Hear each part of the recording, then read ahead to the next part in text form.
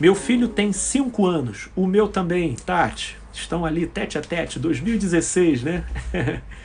Meu filho tem 5 anos e sempre assiste vídeos de pais brincando o dia todo com os filhos. Ele, ele vai ficando frustrado, pois eu e o pai não temos todo esse tempo para brincar com ele. Opa! Muito interessante e muito propícia essa colocação, Tati. Está aí uma das influências que se observam, né? Como que a interação dos filhos com os conteúdos produzidos por essa rede, pelas redes, né? Elas podem encaminhar a produção e a construção de ênfases e importâncias idealizadas e que não se encaixam e não se conformam de maneira adequada com o modo como o real funciona, né? Portanto, esse, inclusive, é um perigo adicional que se decorre do nosso engajamento, tanto quanto das implicações do desenvolvimento da vida virtual, dessa famosa Second Life. Isso porque, como tudo aquilo com o qual a gente interage, a nossa alma se relaciona, a alma ela tem o poder de produzir realidade. E na infância, e um tanto quanto na adolescência, a consciência ainda é muito novata, é ainda muito incipiente na direção de produzir uma saudável distinção entre aquilo que opera como uma idealização e aquilo que funciona como o real. E aí a minha amiga Tati aqui, ela está falando de um determinado contexto que tem uma pertinência, mas ele só ilustra um dos ideais, né? Um dos ideais veiculados na mídia e que acabam sendo absorvidos como padrões para uma subjetividade desguarnecida e que nesse padrão criado passa então a exercer uma medida de exigência para que o sujeito corresponda de maneira imediata ou de maneira forçada àquela exigência, como se isso fosse necessário.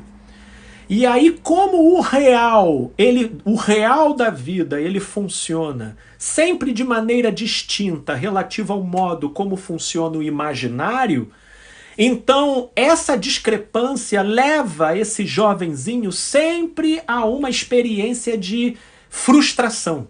E essa frustração, seja na criança ou no adolescente, podem ir assumindo conotações distorcidas, onde na tentativa de dar uma tradução ao desconforto gerado por aquela frustração, então o jovenzinho se pensa rejeitado, ele se pensa não amado, ele se pensa preterido, e esses atravessamentos de influência começam a ter participação direta na construção de uma concepção egóica. E aí a gente começa a entrar no terreno da personalidade.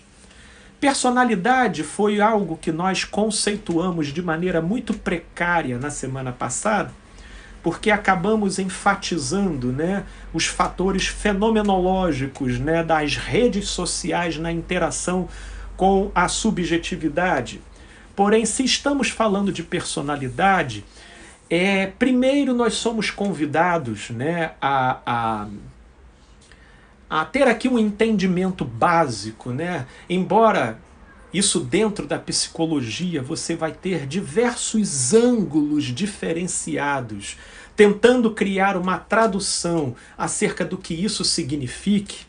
Difícil é você tentar fazer uma síntese relativo às perspectivas mais variáveis e que lançam traduções, cada uma com pertinências extremamente relevantes mas abordando perspectivas diferentes sobre o mesmo tema, ou seja, a personalidade.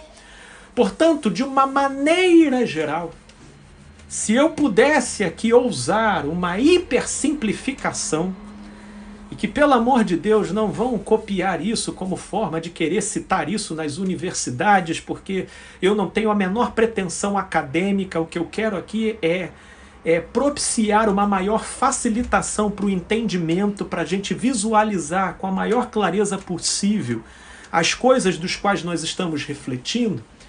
Personalidade, ela passa a ser uma conjuntura de elementos da nossa subjetividade que, no modo como eles se organizam e se ajustam dentro da gente, eles passam a exercer uma certa estabilidade, uma característica contínua. Continuidade essa que vira um traço distintivo acerca de quem nós somos. Então, de uma certa forma, a personalidade é aquilo que nos caracteriza, é aquilo que aponta para que nos seja singular, mediante o modo como uma série de elementos da nossa subjetividade se ajustam e se organizam dentro da gente, né?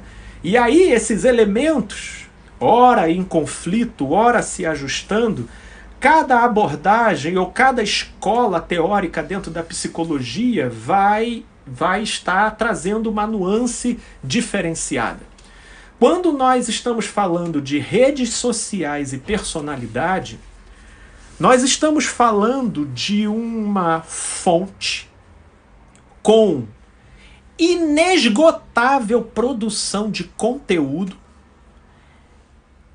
engenhosamente estruturado para atrair a atenção e para lidar, né, com elementos que chamem a atenção, e uma vez chamando a atenção, ali será fornecido um conteúdo de acordo com a visão e a percepção de quem produz. E é justamente nas entrelinhas dessa construção que vai sendo transmitido uma série de concepções e de valores que, nos seus elementos, mesmo que sutis e subjetivos, eles vão direto ou indiretamente produzindo induções, encaminhamentos e influências no ajuste desses elementos relativo àquilo que, com o passar do tempo, encontrará um ajuste dentro do sujeito, forjando, portanto, aquilo que lá na frente nós traduziremos como personalidade. Como personalidade. Por isso que o que nós estamos conversando aqui é de uma gravidade considerável, né?